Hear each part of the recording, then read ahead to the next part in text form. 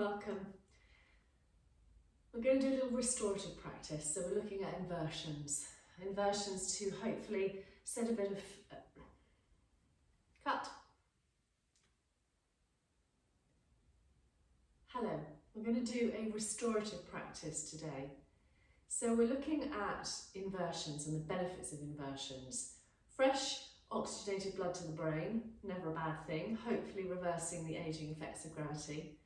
But even more important than that is working the lymphatic system. All day long, that lymph is going down to your feet. So when we invert the body, we give it a chance to flow all the way through and to enter all of those lymph glands, particularly in the upper body, so they can do their job. So we're going to start lying down, just a 5-minute warm up really. Let's get everything gently moving. We'll start with knees to chest and we'll have a little rock from side to side. One elbow on the floor, push off with the other one, often known as a flollop. Back to the centre, we'll just circle the knees. So we're just connecting in with how the body's feeling. Might get that little click in the hip, just a release of pressure or air. And then we'll just unfurl both legs in the air. We'll just rub behind the thighs, behind the knees, if we can behind the calves, and then rest the hands, draw the chin down, point and flex the feet, and then think about all those lymph glands in the ankles, so circle the ankles, both directions. Screw the toes up, spread them out. So something as simple as this is going to drain the lymph away from your feet. You can do it with your legs up the wall, you can stick a cushion onto your bottom, and then you've got a full inversion. So bring the feet to the floor now, cross the left ankle over the right thigh. Just gently press the left knee away as your first option, or secondly bring the right thigh in towards you again, drawing the chin down towards the chest. Soften the shoulders. As you exhale, you can just draw that right thigh in a little bit more. I would like to swap sides. Take the right one over the left. Make sure the ankle's clear. Either press the right thigh away from you with the right hand or draw the hands behind the left thigh and draw the left thigh towards you again. Chin down towards the chest, shoulders soft. Okay, let's do a little twist. Out, stretch the arms at shoulder height, feet on the floor, knees bent. Let the knees flow up to the right, let the head turn to the left. Just relax here for a moment. Feel that space all the way through the left side of the body. Allow yourself to breathe. Just luxuriate for a moment. It is about time for you. Time to step off your hamster wheel. Or maybe it's a roller coaster at the moment. Gently, slowly back to the centre. Let the knees float to the left and the head turn to the right. Again, just allow yourself to breathe. Feel the space through the right side.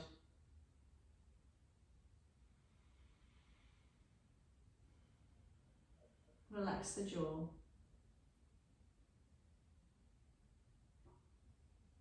And slowly, gently, after the next exhale, back to the centre.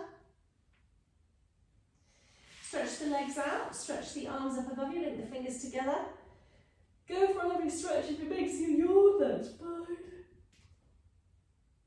Bring the hands, link the fingers the other way. Do the same thing again.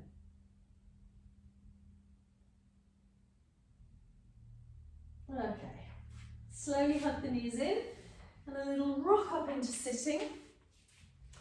We're going to start with the downward facing dog pose. So, clothing adjustment. Think about having equal weight between your hands and your feet. You're aiming for a V shape. So, with your hands on the floor, your fingers are spread wide, your little fingers are at the edges of the mat, your middle fingers are at 12 o'clock. Your elbows are slightly softened. You're going to draw your armpits towards your knees first. Then you're going to lift up from your tailbone, let your head come down between your legs. So your feet want to be about hip distance apart, that's the bones of the pelvis. And the first thing you can do is to release your neck. So just slowly turn your head side to side. Maybe lift the head up and let the head drop down, chin towards the chest. Second thing you do is spread your fingers and make sure the weight's not in your wrists, it's forward into your hands. Then you have a little bit of softness in your elbows. You try and roll your upper arms slightly out, and you relax your shoulders, if you can do such a thing upside down, and you allow your armpits to direct them towards your knees a little bit more. You lift your tailbone up, and then you allow your heels to gently drop. Maybe lift the toes very slightly. If it feels okay, walk gently on the spot. So bend one knee and allow the other heel to press down a bit more. And then swap over. So if you're feeling it all on your arms, try and take the weight more into your legs. Keep a steady breath. Finally, just think about engaging through the abdominal wall. So draw the navel up to the backbone. So not what I call the hanging gardens of Babylon here.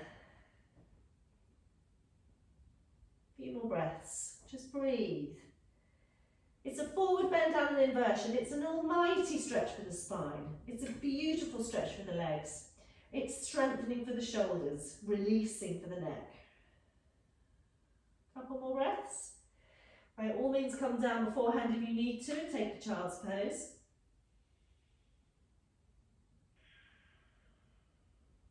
So as you come down onto the knees, you're going to take the knees a little bit wider, the toes towards each other. We're going to drop the bottom back to the heels as far as we can, and we're going to allow the arms to come further forward, and then we're going to soften our forehead down towards the floor. And if you're not able to get either your heels and your bottom to touch or your forehead to the floor, just use cushions. So a cushion underneath your bottom, a cushion underneath your forehead. Just allow yourself to breathe here. Feel that expansion through the rib cage as you inhale. And that softening again in the shoulders and through the lower back as you exhale.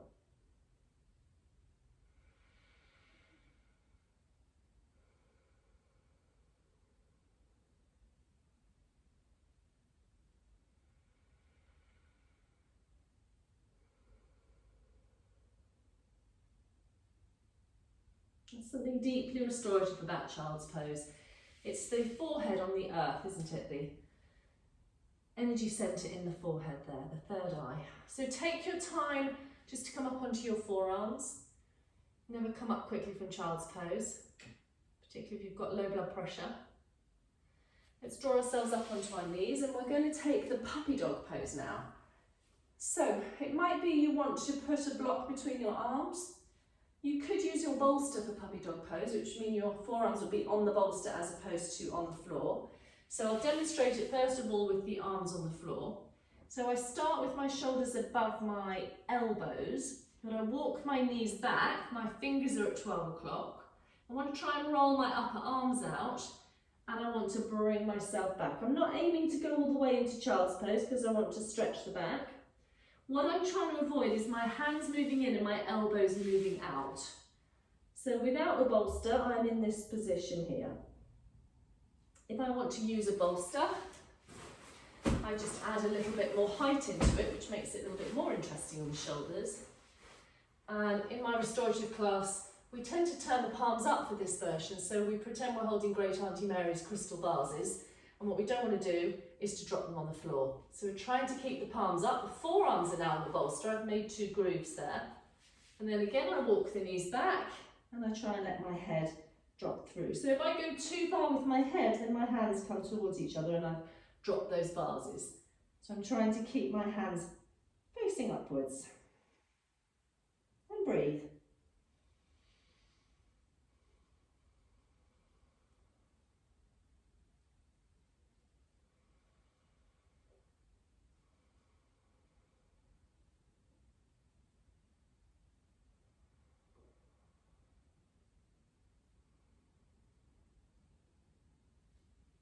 A little check of what the hands are doing. I'm slightly moved.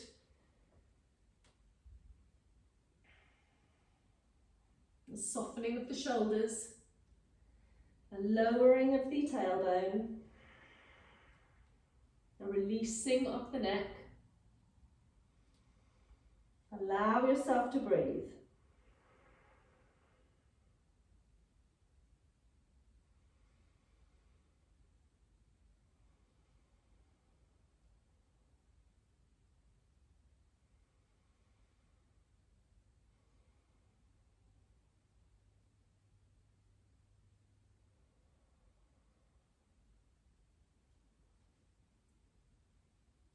I'm going to invite you to do another 5 breaths here.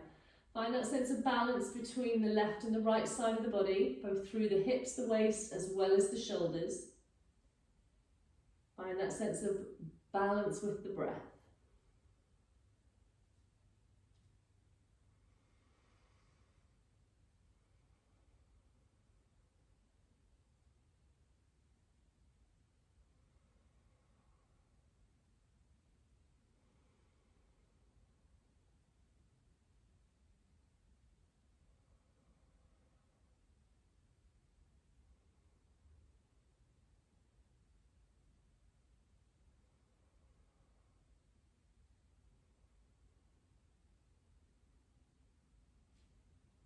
After your 5 breaths, just gradually draw your arms towards you. Bring your bottom back towards your heels. And then take your arms slowly round behind you. Turn the palms up this time. And come back into child's. Take 2 or 3 breaths in child's pose.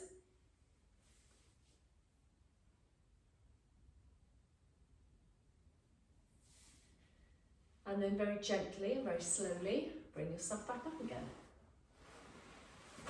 Remember, not too fast. So if you have a blanket, it might be useful, but not necessary. Just a little bit of extra padding under your shoulders. And we can do this these next two poses with or without the bolster. I'm going to do them without the bolster for now.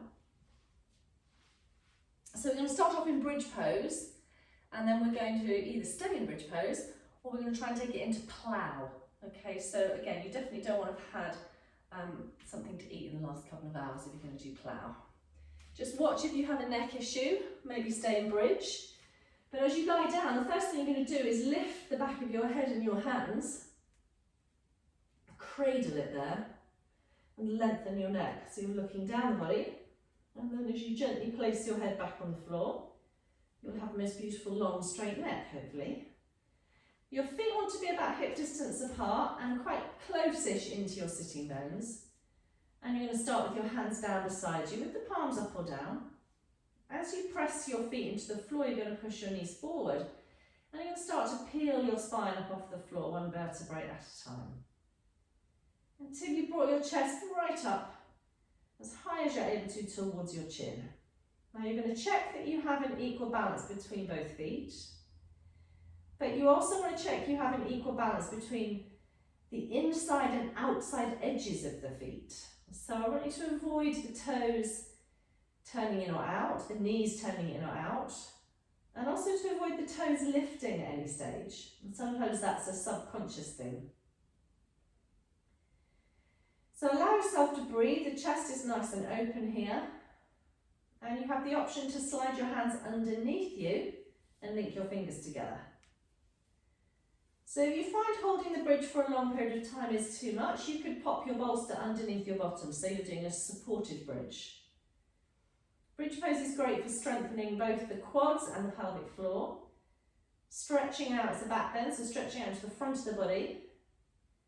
And a beautiful way to open up into the lungs. And again, it's an inversion, so breathe.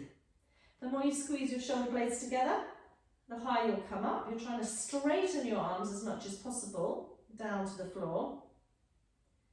And again, keep an eye on those knees, keep an eye on the feet. Try coming up onto your toes. Releasing back down. A few more breaths in this bridge pose. We're just going to adjust the arms, so let the fingers come away. Sweep your arms up above you like you're making a snow angel. And then link your fingers together and press your palms away from you. And again, you might come up a little higher at this stage, chest up a little more towards the chin. Try and find that sense of length and balance between both sides of the body. So try and feel the pelvis is level, the sides of the body feel the same length, and again, the feet feel level, and so do the knees. Keep breathing.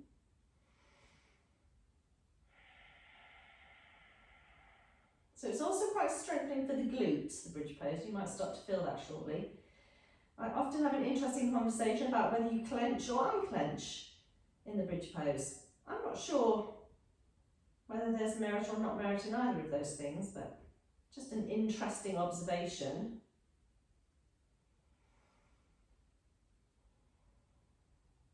Okay, when you're ready now, you're just going to release your fingers, so your backs of your hands are on the floor. You're going to take your final inhale, and now as you exhale, you're going to slowly lower both your spine and your arms down, really, really slowly, one vertebrae at a time, keeping the arms at the same height until you touch down perfectly in harmony, bottom and hands together.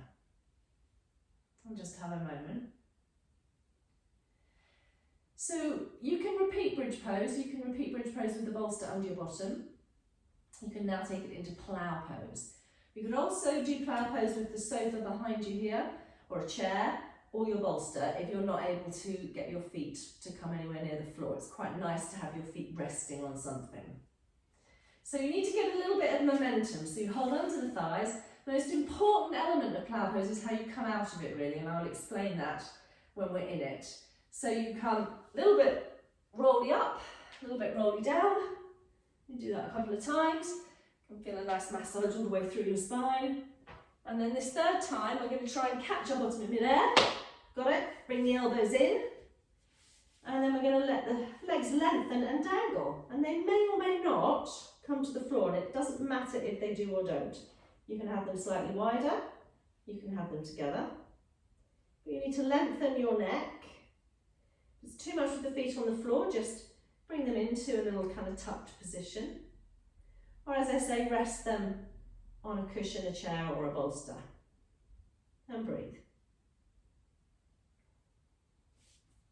The more you get your elbows closer together, the more stable you'll feel, and the more shoulders the more you will open your shoulders, sorry. Breathe. Make sure your neck is free.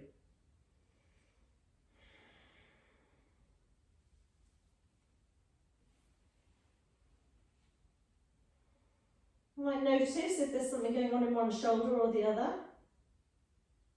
Try and find a sense of balance there. Keep lengthening the neck, drawing the shoulders away from the ears. We'll do a few more breaths.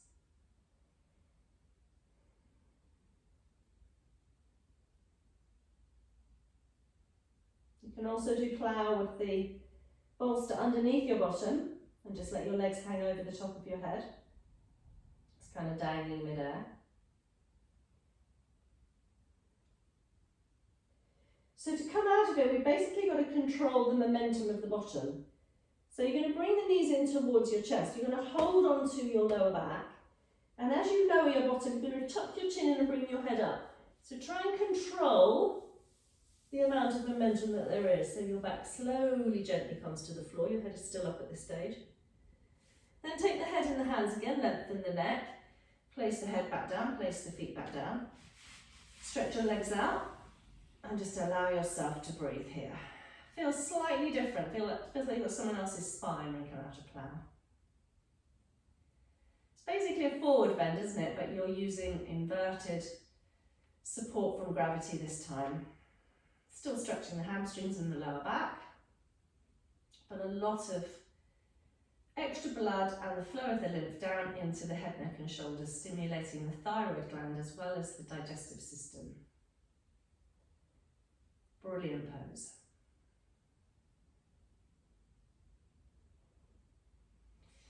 Okay, slowly, gently bring yourself back onto the feet.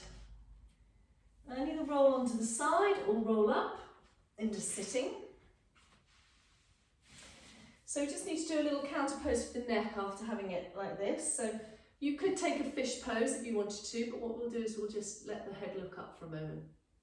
Release into the front of the throat. Keep the spine nice and tall. That's it. Breathe. Okay, we're going to come onto hands and knees, and again we're going to use a blanket. Just for a little bit of extra padding under the head. We're going to do either the rabbit pose, we'll start with the rabbit pose, or we'll take it into a modified headstand. So, with your rabbit pose, It's about stimulating all of the acupressure points in the forehead and in the top of the head and in the back of the head.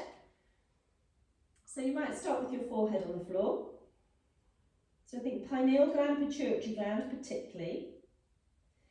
And then if you see how you feel about having the top of your head on the floor. So you've got your hands or your forearms down. If you've got your forearms down, you look a little bit like one of those rabbit jelly molds, those blancmange molds from the 1970s. But you haven't got all the weight in your head because you've got both your arms and your legs on the floor. So this is really good for a tight neck. You just have to watch if you have a neck injury. It's good for headaches. Very restorative and calming for the brain. So option 1 is you stay here. You're fine. You've got 5 points of contact on the floor. You're just allowing your head to get used to touching the earth.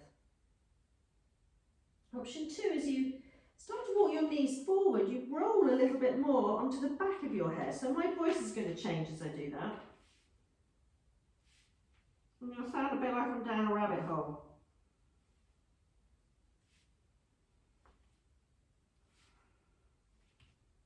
And then if you want to take your hands away, put them on your legs.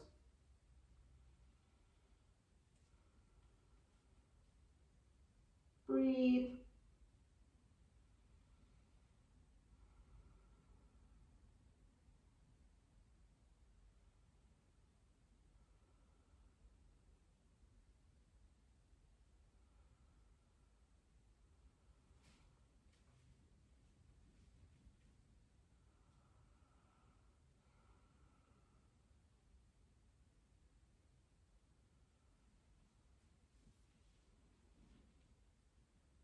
Now when you're ready to come out, slowly draw your bottom back towards your heels so you eventually will lift your head, but you're going to make a fist, a soft fist out of each hand and place those on the floor.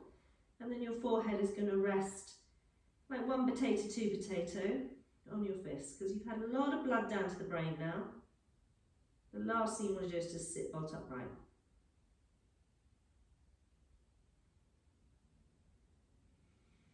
Then put your hands underneath your chin so you come up a little bit higher. Make sure you feel back to normal. And then slowly and gently back up. So I'd like you to either repeat rabbit pose again, if you feel comfortable with that, or to try a modified headstand. If you've not done headstand before, please don't do it without somebody in the room to supervise you, to be behind you, to catch you. Even if you're doing it against a wall, I'd rather you have somebody in the room with you if you've not done it before. If not, I'd rather that you didn't do it on your own at home and you did it in a class situation with a teacher.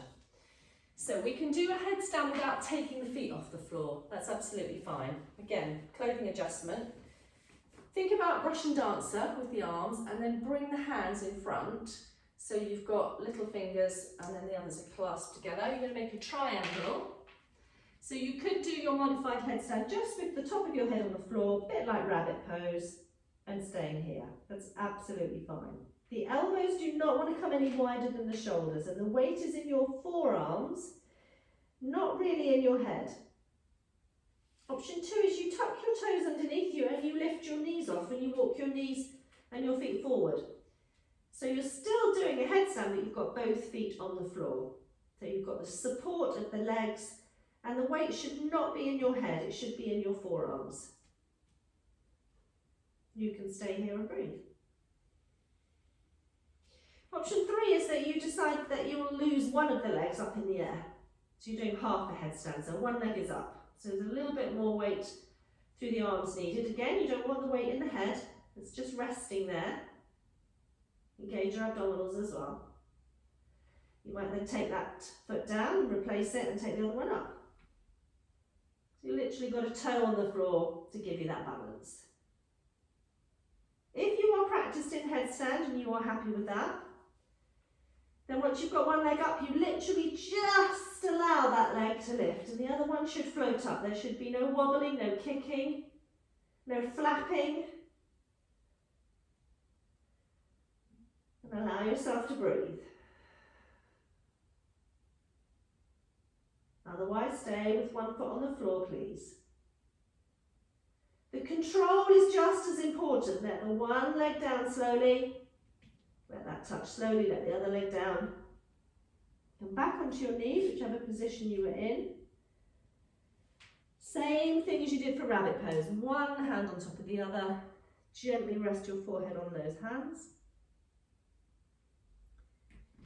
Bring your elbows to the floor, pop your hands underneath your chin.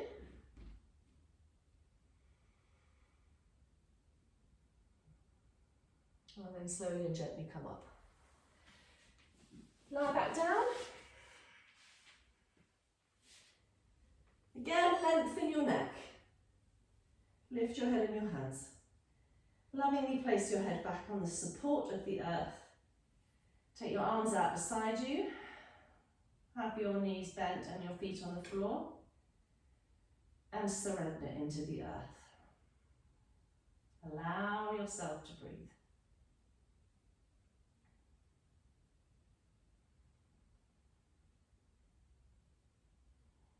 There was a wonderful yoga teacher who lived to 101. Her name was Teo.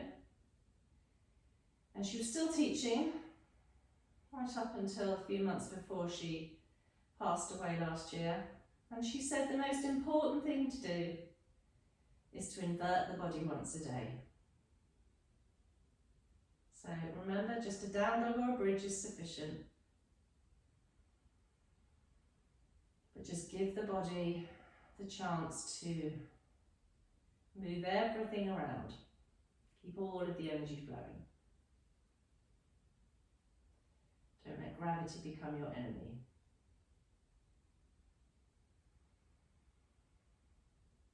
Five more breaths. Slow, relaxed, calm, effortless.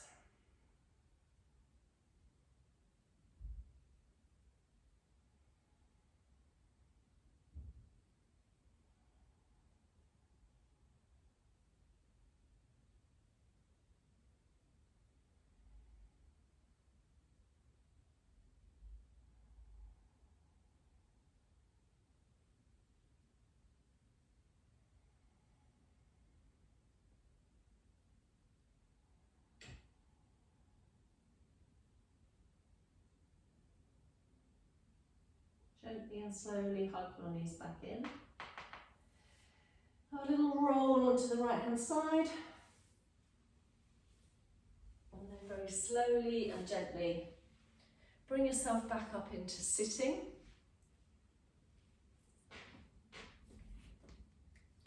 Thank you everybody. Make sure that you have a goodly amount of water before you go in onto any Christmas juice or any other type of juice if it's a different time of year. Thank you.